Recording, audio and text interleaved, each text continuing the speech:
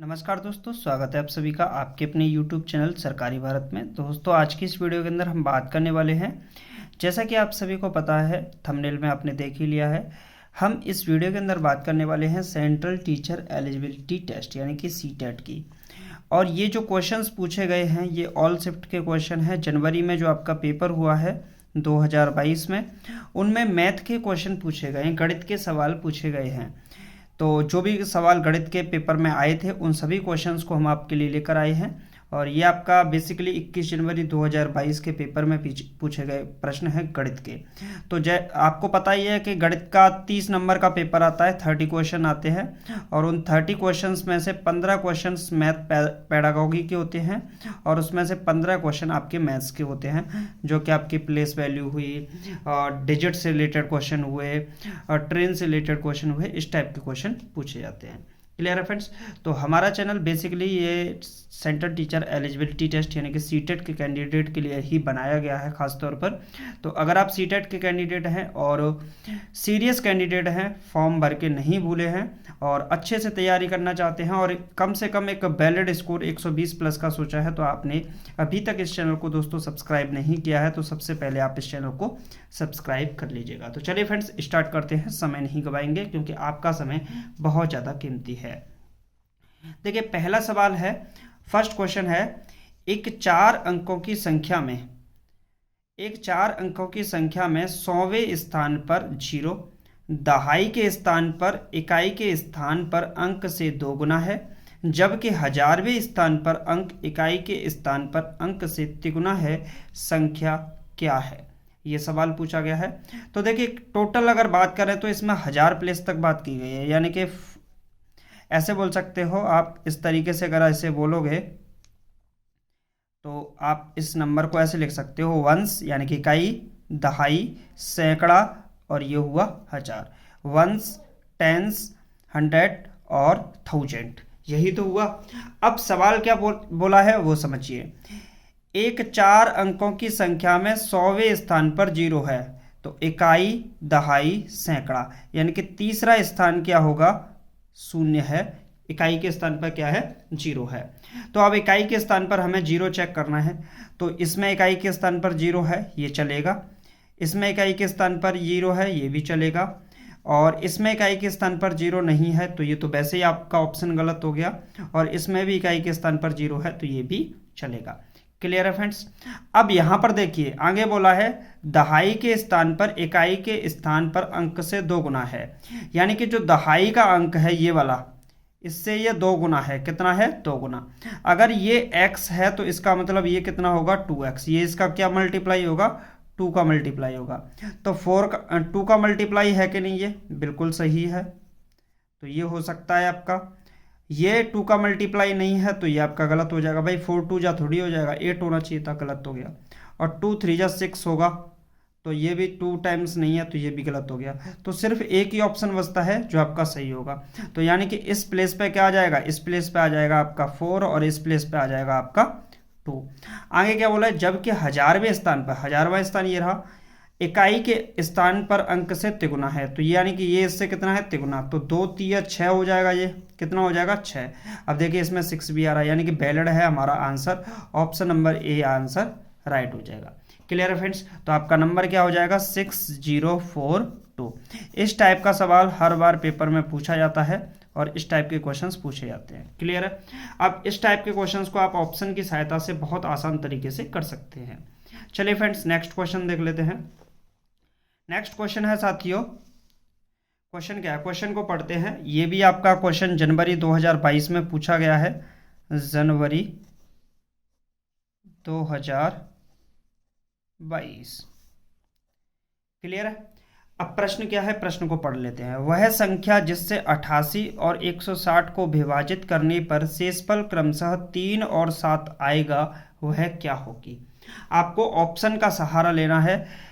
88 है एक संख्या और 160 है, इसमें डिवाइड लगाना है और डिवाइड लगाने पर हमें शेषफल क्या मिलना चाहिए? पहला शेषफल 3 आना चाहिए और दूसरा शेषफल क्या आना चाहिए? 7 आना चाहिए।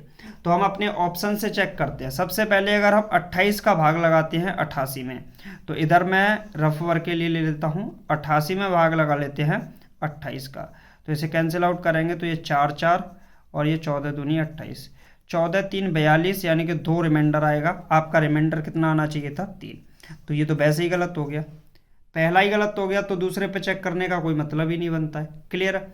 सेकंड चेक करते हैं। 21 से 88 में भाग लगाते हैं 21 का, तो 21 या 63, 21 चौके 84, 4 बार जाएगा ये, और रिमाइंडर कितना बचेगा? 4। तो 4 रिमाइंडर बचेगा, तो इसका भी कोई मतलब नहीं, ये भी ऑप्शन आपका क्या हो गया? मिस्टेक। 7 को चेक करने की जरूरत ही नहीं पड़ रही है। अब 17 से लगाते हैं, 88 में भाग लगाते हैं 17 का, 17 × 51, 17 चौका 68, 17 पंजे 85, यानी कि 3 रिमाइंडर आएगा। बात तो सही है।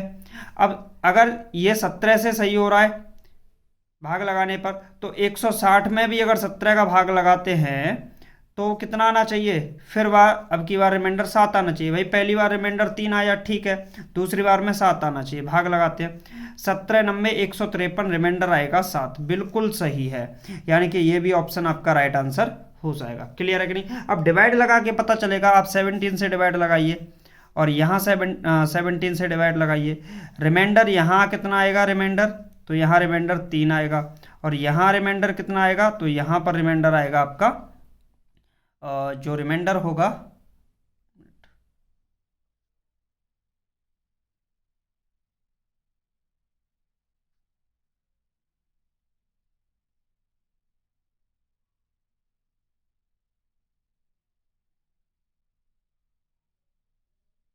चलिए, तो यहाँ रिमाइंडर जो आएगा वो आपका कितना आएगा? 7 आएगा। तो ऑप्शन नंबर सी आपका राइट आंसर हो जाएगा।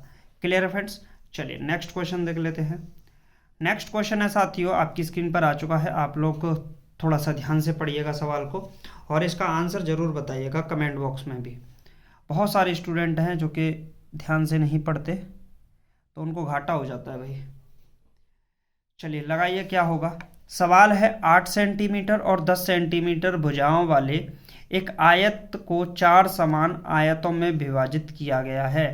प्रत्येक छोटे आयत का परिमाप क्या होगा? देखिए, एक आयत है, ये मान लीजिए रेक्टेंगल है। क्लियर है? इसको मान लेते हैं ये क्या है? आयत। और ये जो आयत है इसकी ब्रेड्थ है 8 सेंटीमीटर की, और लेंथ है इसकी 10 सेंटीमीटर की, यानी कि लंबाई है 8 सेंटीमीटर की, चौड़ाई है 10 सेंटीमीटर की, को 4 समान आयतों में विभाजित किया गया। हमने इसको क्या किया? 4 समान आयत विभाजित कर दिया, मतलब छोटे छोटे 4 आयत बना दिए ऐसे करके। ये मान लीजिए 4 आयत बन गए, आप ऐसे समझ लिए, समान आयत समान है, आपको ये समझना है, ठीक है। अब ये बोला ये रेक्टेंगल हो गया, ये भी रेक्टेंगल हो गया, ये भी रेक्टेंगल हो गया, और ये भी रेक्टेंगल हो गया। तो बोल रहा है कि प्रत्येक छोटे आयत का परिमाप क्या होगा। भाई एक बात बताओ, बड़े आयत का जो परिमाप होगा उसमें 4 का भाग लगा दें तो प्रत्येक छोटे आयत का परिमाप आएगा कि नहीं? क्योंकि ये तो चारों समान है ना, तो इनका अगर ये समान है तो ये क्या होगा? मान लो ये लेंथ है, ये ब्रेड्थ है, ये लेंथ है, ये ब्रेड्थ है, ये लेंथ है, ये ब्रेड्थ है, ये लेंथ है, ये ब्रेड्थ है। तो ये क्या होगा? 2l + b इसका पेरीमीटर, 2l + b इसका, और 2l + b इसका पेरीमीटर, और 2l + b इसका पेरीमीटर। क्लियर है कि नहीं भाई? इसका पेरीमीटर कितना आएगा? तो इसका पेरीमीटर निकलेगा 2l + b, यानी कि 2l का मतलब कितना हो गया? 10, और b का मतलब हो गया 8, ऐसे समझ लीजिए। तो 10 8 18 दूनी 36 सेंटीमीटर आपकी पेरीमीटर आ जाएगी इस रेक्टेंगल की। क्लियर है कि नहीं भाई? इस रेक्टेंगल की पेरीमीटर कितनी आई? 36। अब इस पेरीमीटर को 4 समान पेरीमीटर में हमें डिवाइड करना है। क्लियर है कि नहीं?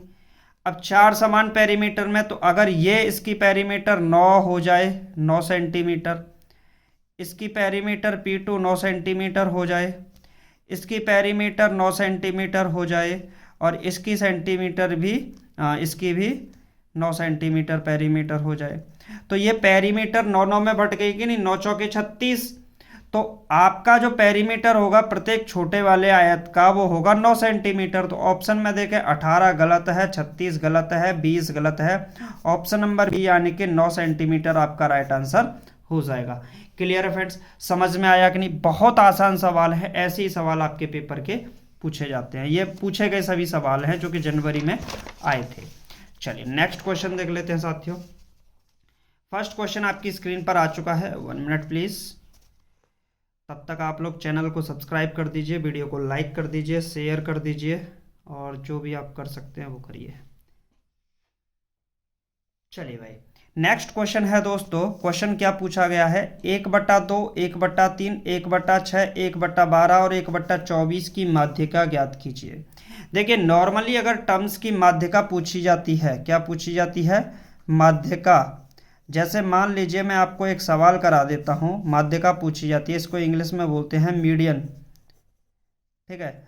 और मीडियन मान लो कि अगर ये पूछ लेता है 2, 3, 5, 7, 8, इसकी पूछ लेता है और एक 10 मान लेते हैं।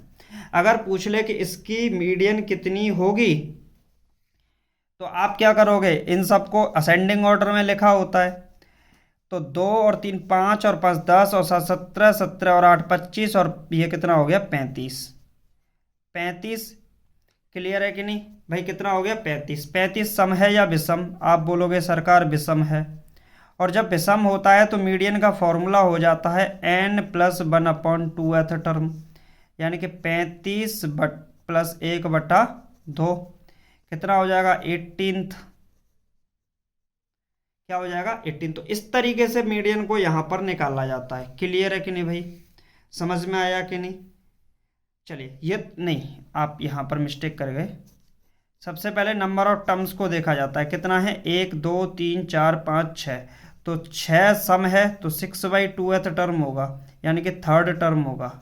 तो थर्ड टर्म क्या है? 5। तो ये आपका मीडियन निकल आएगा। तो मीडियन की बात करें यहां से कितनी आ जाएगी? 5। तो ये तो अलग तरीका रहा। क्लियर? ये वाला पैटर्न काम नहीं करेगा यहाँ। क्लियर?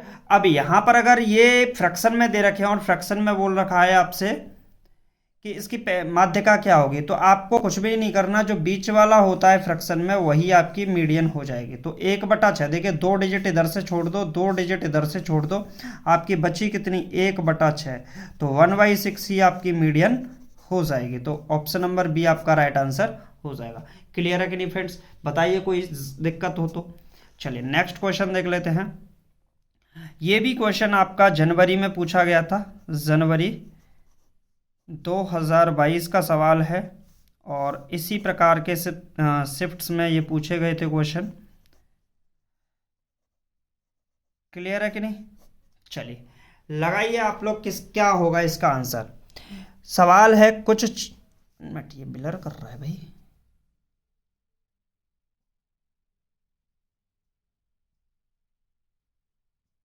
चलिए,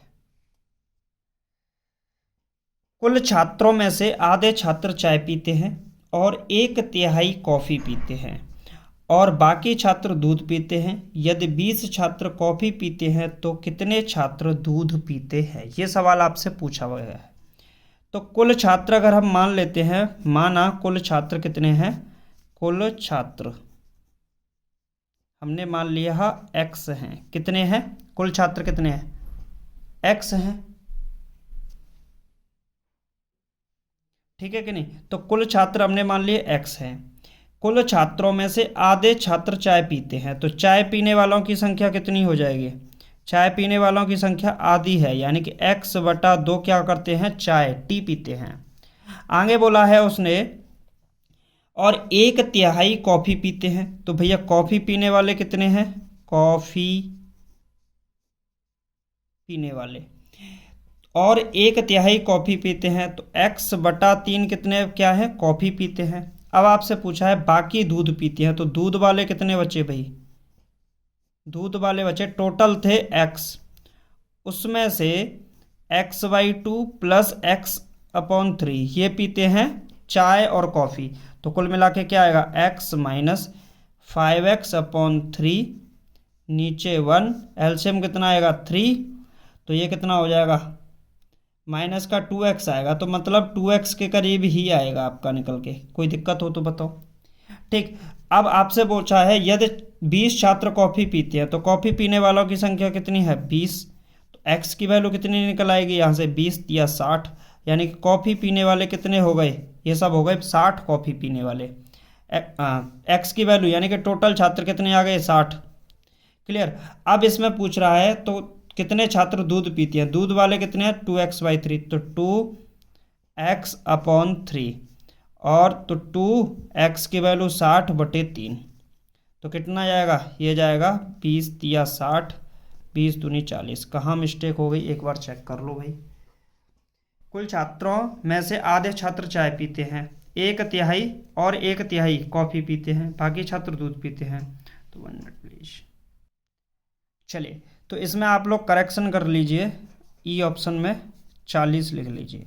अगर यहाँ होता बचे हुए का तो आपका आंसर अलग हो सकता था, लेकिन इसके हिसाब से ये ऑप्शन आपका राइट आंसर हो जाएगा। क्लियर है फ्रेंड्स।